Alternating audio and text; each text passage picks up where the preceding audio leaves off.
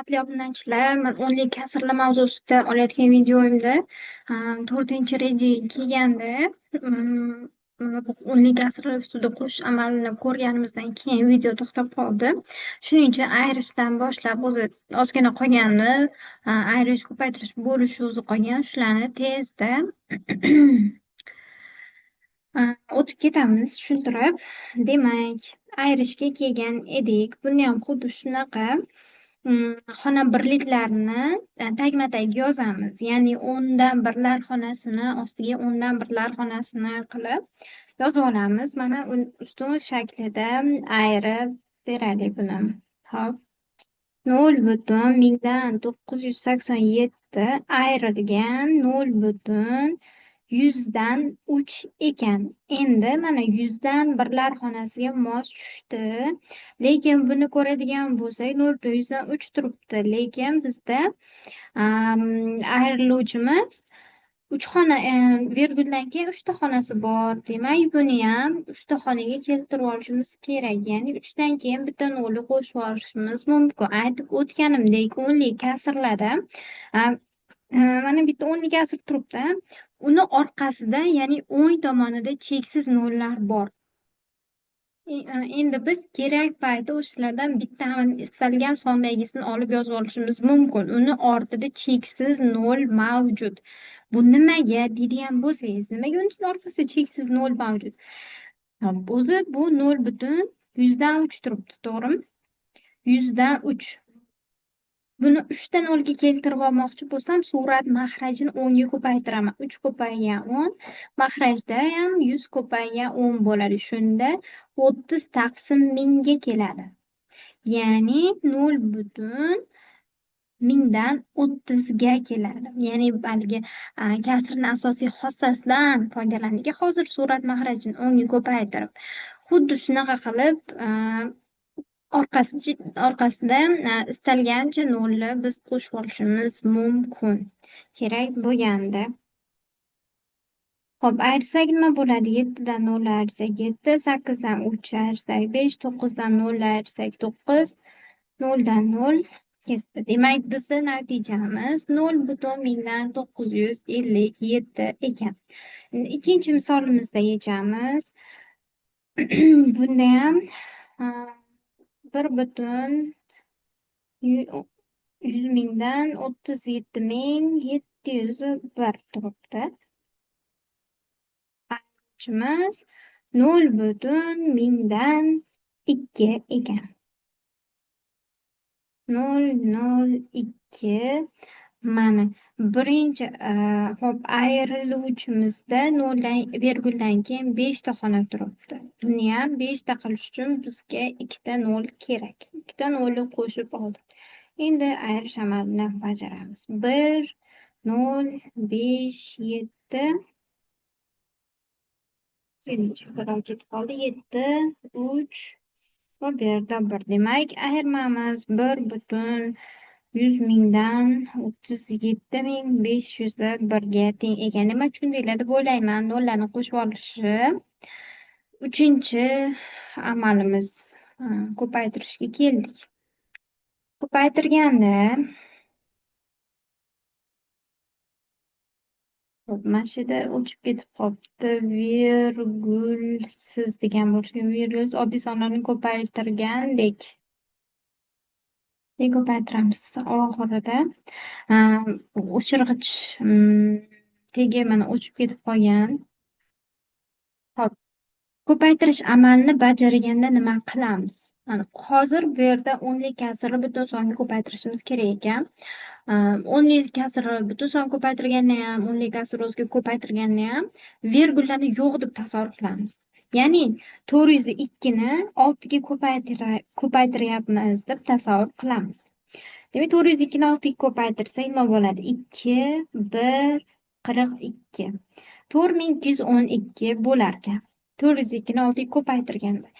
Endi virguldan keyin ko'paytuvchilarda nechta virgul bor edi? Nechta xona bor edi?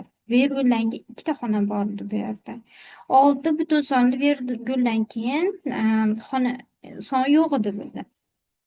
Shuning uchun bizda jami 2 ta virgulmi Mana ko'paytmadan o'ngdan boshlab ikkita xona sanab virgulni qo'yib qo'yamiz. Demak, natijamiz 42.012 ga teng ekan. Ikkinchi misolimiz endi o'nli kasra o'nli kasrga ko'paytiryapmiz. 8,72 ni 1/3 ga ko'paytiramiz. Virgullarini yo'q deb tasavvur qilamiz, ya'ni 872 ni 13 ga ko'paytiryapmiz deb tasavvur qilamiz. 2 ni 3 ko'paytirsak 6, 21, ikkisi dilda 26, bu 2, 7, 8. Mana shu shaklda oddiy ko'paytiryapmiz. 872 ni 13 ga 6 bo'ladi. 3, 11. Xo'p. 872 ni 13 ga ko'paytirsak 11336 hosil bo'lar ekan. Endi virgullarni qaytarib olib kelib qo'yamiz. 8,72 edi. Bunda ikkita xona bor. Virguldan keyin 1/3 da bitta xona bor. Ularni qo'shsak jami 3 ta bo'ladida, bizni natijamizda mana 3 ta xona sanab turib, virgulni qo'yib qo'yishimiz kerak bo'ladi. 1, 2, 3. Demak, natijamiz 11,336 ga teng ekan. Bo'lish amali. Bo'lish amalini 3 xil holatga bo'lib olaylik. Ya'ni o'nli kasrni butun songa bo'lish bitta holat, butun son o'nli kasrga bo'lish va o'nli kasr o'nli kasrga bo'lish holatlarini ko'rib o'tamiz. O'nli kasrni butun songa bo'lganda nima qilamiz? Mana misol tariqasida ko'raylik. 27,12. 27 dan 3 ga bo'lsak 9 minus 0 virgul bo'ldimi, virgul keldimi, shu yerda yana virgulni qo'yib qo'yamiz. 1 tushirsak 3 ga yetmaydi. 12 ni tushirib olishimiz kerak, shuning uchun bitta 0 beramiz. 12 bo'ldida. 12 ni 3 ga bo'lsak 4. Ayirsak 0. Mana virgulni qachon qo'yilishini tushunib oldinglar. Natija to'g'ri bo'lganini tekshirish uchun mana bo'linmani bo'luvchiga ko'paytirib qo'yamiz. Ya'ni 9,100 dan 4 ko'paytirsa 27,012 hosil bo'ladimi? Ha, hosil bo'ladi. To'g'ri bajardik. Keyingi misolga o'tamiz. Butun sonni endi o'nli kasrga bo'lamiz. Bu holatda nima qilamiz desak, butun o'nli kasrimiz turibdi. O'nli kasr butun songa aylanishi uchun necha marta ko'paytirish kerak, ya'ni nechiga ko'paytirish kerak? Buni 10 ga ko'paytirish kerak, to'g'rimi? O'shanda bu butun songa aylanadi. Xuddi shunday 27 ni ham 10 ga ko'paytirib olamiz. 27 ni ham 10 ga ko'paytiramiz. 0,3 ni ham 10 ga ko'paytirib, xuddi o'sha bo'lish amalini bajaramiz. Ya'ni 270 ni 3 ga bo'lamiz. Bu holatda nima bo'ladi? 27 ni 3 ga bo'lsak 9, 27 minus 0. Bu 0 ni mana bu yerga olib tushib qo'yamiz. Tushundinglar deb o'ylayman. Mana suratini bo'luvchini nechiga ko'paytirsak, mana bo'linuvchini ham o'shanga ko'paytirib qo'yishimiz kerak. Mana bu 0,3 o'nli kasr butun son bo'lgungacha ko'paytiramiz. Agar mana bu yerda 0,100 dan 3 bo'lganda 100 ga ko'paytirgan bo'lardik. Bo'luvchini ham, bo'linuvchini ham. Xuddi shunaqa holat ishlanadi. Men albatta misollar tashlab qo'yaman. Ularni ishlab adminga tekshirtirib olinglar. O'nli kasrni o'nli kasrga bo'lish holatiga o'tamiz endi. Bunda nima qilamiz? Bunda ham xuddi shunaqa bo'luvchini butun songacha ko'paytira olamiz. Ya'ni 0,9 turibdimi? 9 bo'lish uchun buni 10 ga ko'paytiramiz. 10 ga ko'paytiramiz va mana bu bo'linuvchini ham 10 ga ko'paytiramiz. Ya'ni virgul mana bu yerga o'tib qoladi.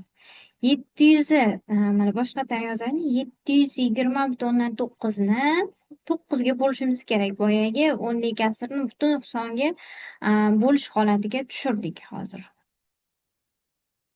Hop, 72 ni 9 ga bo'lsak 8, ayrimiz 0. Mana bu yerda 0 tushyapti. Bu yerga ham 0 tushadi.